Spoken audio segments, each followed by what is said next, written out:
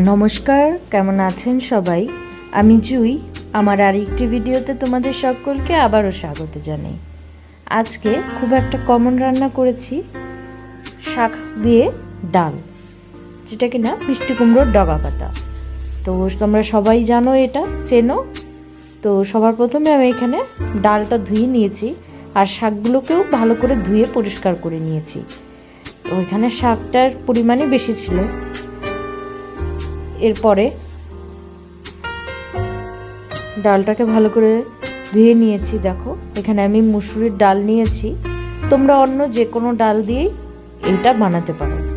Pressure কুকারে ডালগুলো দিয়ে প্রথমে সিটি দিয়ে নেব 4টে।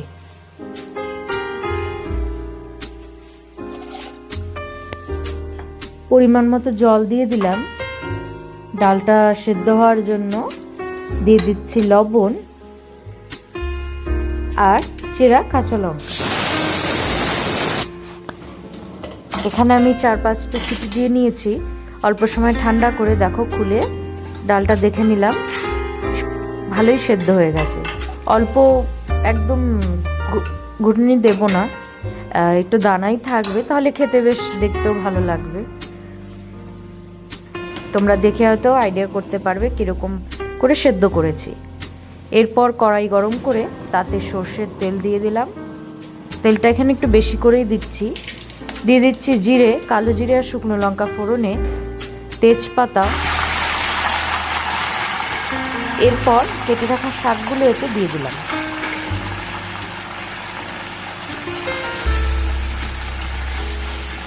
এবার শাকগুলোকে ভালো করে মিক্স করে নিয়ে এটাকে সেদ্ধ হওয়া পর্যন্ত ফ্রাই করে নেব। এখানে আমি শাকগুলোকে 90% মতো সেদ্ধ করব।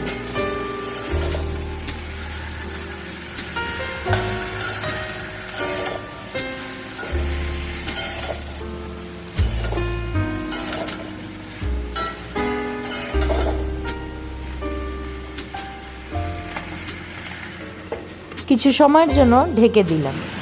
শাক থেকে অল্প জল বেরোবে, সেটা দিয়েই সেদ্ধ হয়ে যাবে। সামান্য পরিমাণ এখানে আমি লবণ ছিটিয়ে দিলাম। পাতাগুলো নরম হয়ে এসেছে। তো দিয়ে দিচ্ছি পরিমাণ মতো হলুদ। এটাকেও ভালো করে মিক্স করে নিয়ে ফ্রাই করে নেব।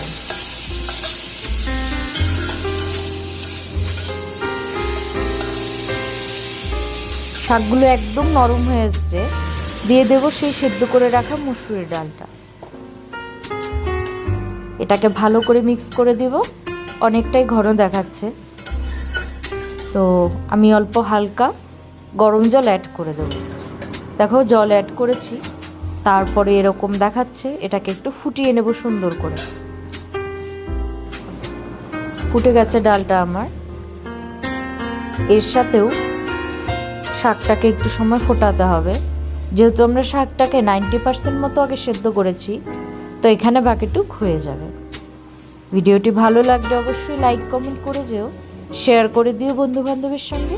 সাবস্ক্রাইব করে পাশে থাকা বেল আইকনটি ক্লিক করে দিও, তাহলে ভিডিওর নোটিফিকেশন তোমাদের কাছে সবার আগে চলে যাবে। সবাই ভালো থাকবেন, সুস্থ থাকবেন। পরের আরেকটি